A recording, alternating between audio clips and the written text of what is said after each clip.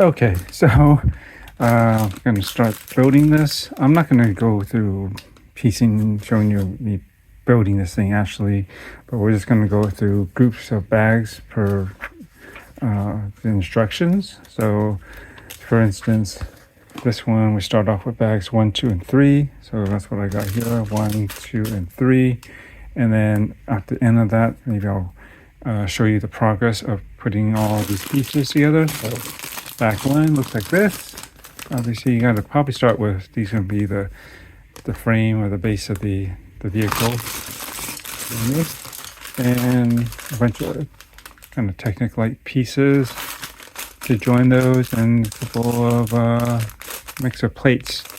All right, so we'll take a look at it in a moment.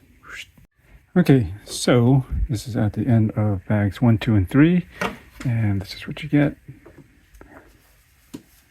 And as you can see, put the main frame, I guess, that would hold the seats and probably the suspension and all the other parts. Obviously, this turns, so this must be the front. And besides, we have the back seats here. Pretty cool build. Went together very nicely, no problems. Exhaust pipe and muffler here.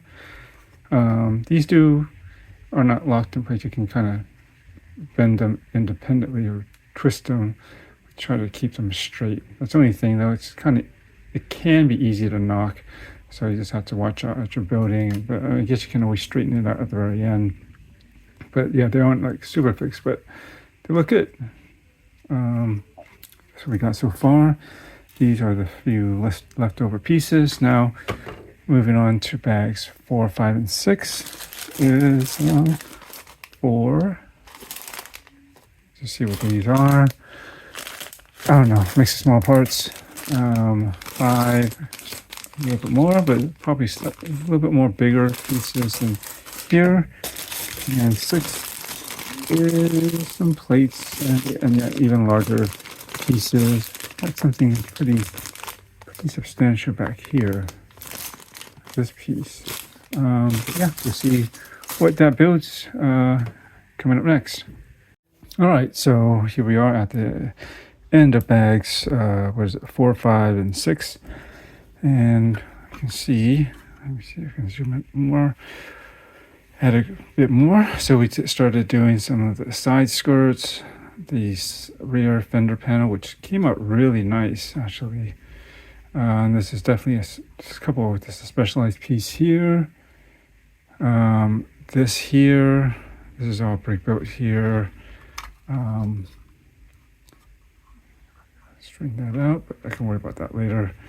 Added the bumper, rear tail lights. Starting to get some of those there. The rear trunk, you can see these are all. What's great is that, except for the upgrade with the alternative build where you want to make it more rally race-like, which you get the sticker sheet for. Everything else is printed. So you get the license plate, the Audi badge, Quattro right over here. Sport Quattro with that. And it does open up to reveal a boot. I guess you can call it that. Rear space. So that's pretty nice. And rear seats, e-brake, I believe. That's what that's going to end up being. And a set of seats are probably going to go here next. But did I mention these are the extra parts? But I really like the specialized piece. These look just like how the fenders should be, and these would be great to reuse if you could figure out how to do them in another build. But this, recently Lego put out a BMW 3 Series. I think I believe it's the E30 model.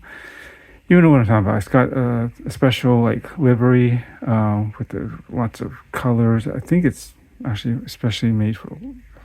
I believe it's especially made for Lego. But it's really, a lot of pattern and color, all over. It's kind of semi-cubed or rather checkered or square shaped, going across the body.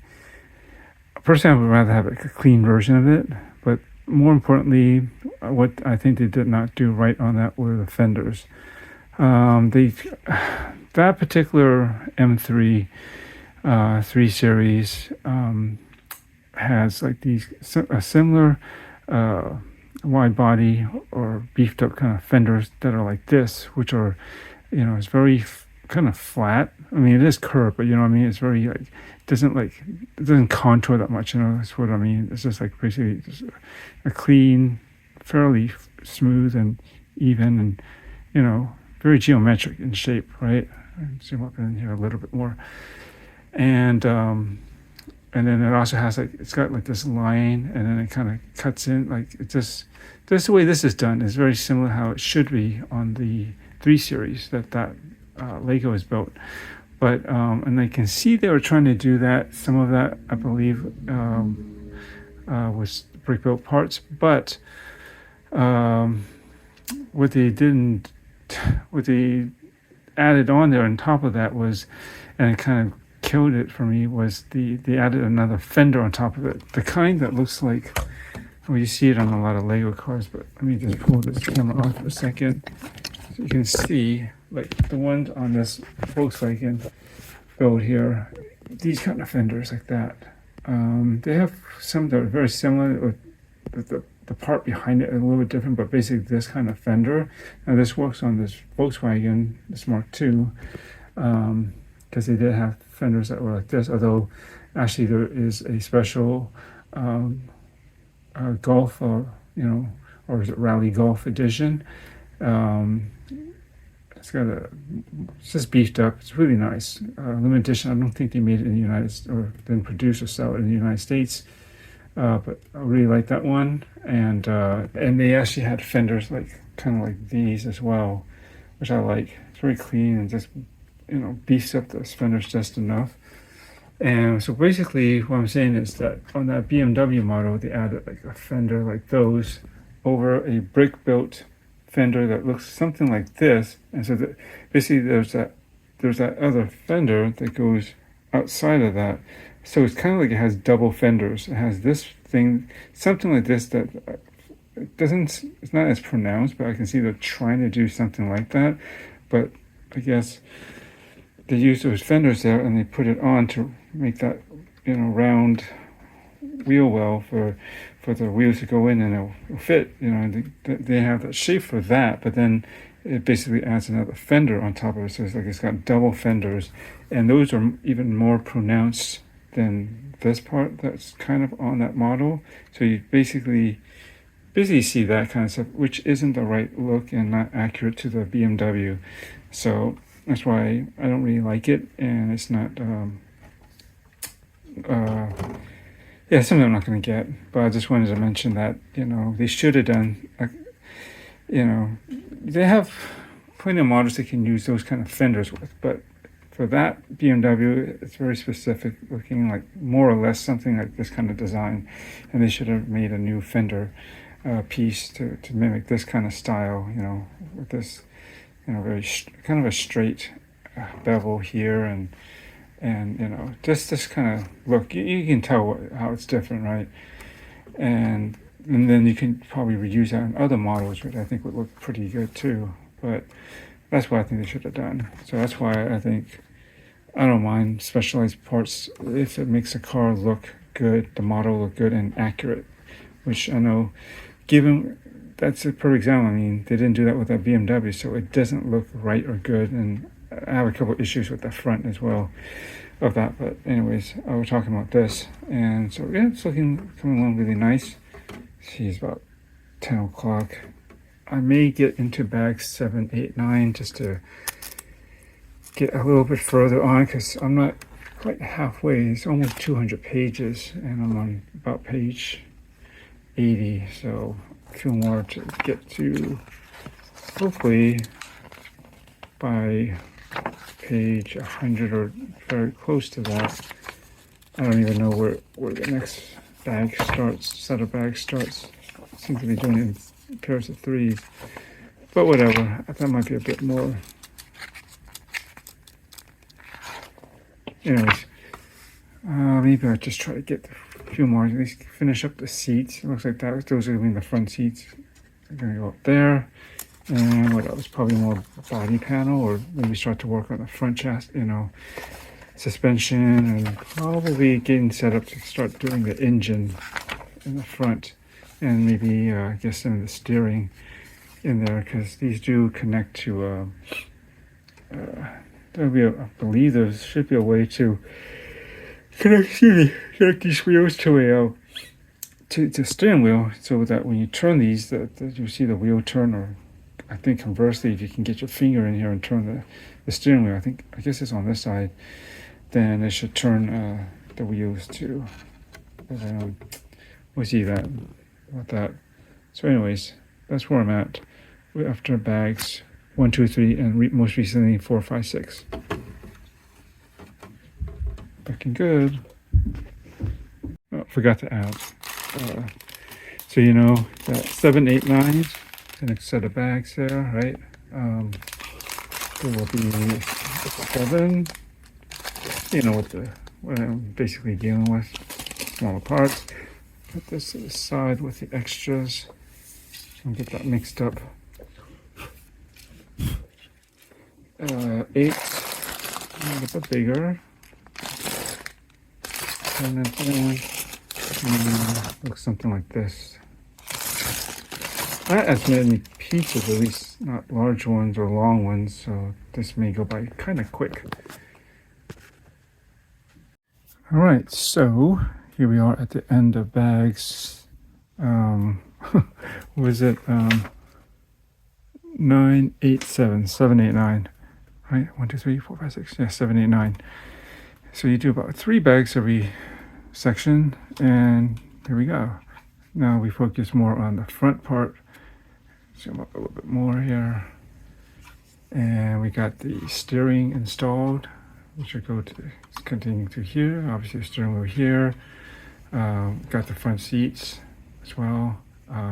Shift knob here, which you can't move around. It's on like a ball joint down here. And not sure what this is setting up to obviously finish up some dash parts, and then obviously the engine's going to need to go in here at some point.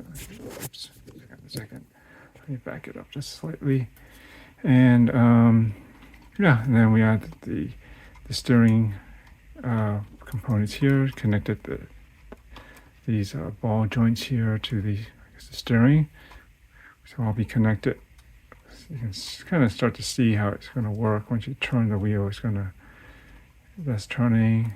Oops, I should just knock that off.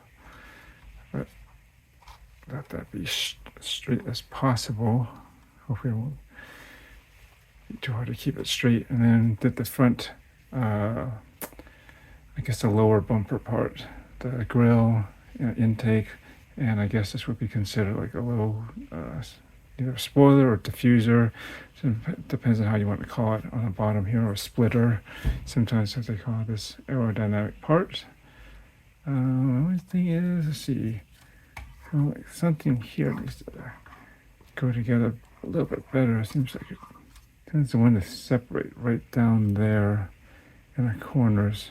So I'll have to look at that and see if there's a way to fix that. I don't believe there's actually any parts that adhere to that. I think the small like pegs or studs, or whatever you want to call it, that connect this bottom part to here, basically a few parts around more towards the center area rather than spread out across like the outside. See, it's coming along pretty nicely. And here are the spare parts from that. Let's set that aside.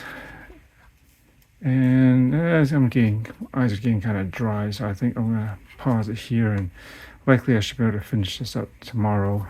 But with this video is concerned, it'll just be all one continuous thing anyways. But I'm gonna personally take a pause. But before we do that, bags 10, 9, 10, 11, 12. I'll show you that in a second here. 10, got some components here. 11, looks like we got a steering wheel. And it does have the Audi logo on it, if you can see that. hopefully. I got some parts. And 12 right here. So you can see that so far most of the stuff has been fairly manageable. Not a crazy amount of bags opened and not a crazy amount of parts over the table or whatever your workspace is. So that's good. It's relatively easy to find, and each section doesn't feel too tedious. Sometimes it's just like, wow, you just want to finish everything and just get to the next, I guess, section or stage. And if it's like a little overwhelming, it can be kind of draining. Take it in smaller parts. I think it lets it be a little bit more enjoyable. But that's what's coming up next, and you won't notice the time difference, but it'll basically jump to once these parts are installed, and you'll see what is built up from there.